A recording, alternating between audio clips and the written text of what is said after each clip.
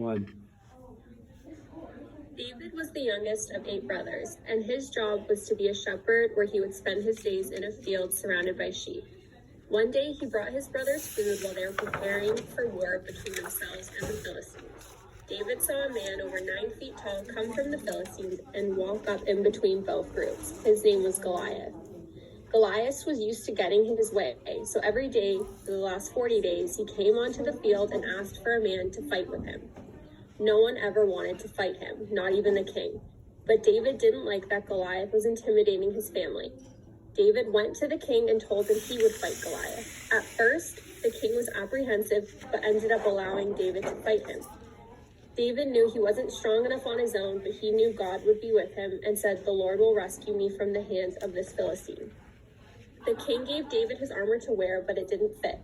So David went into battle with his regular clothes because he was confident God would be with him.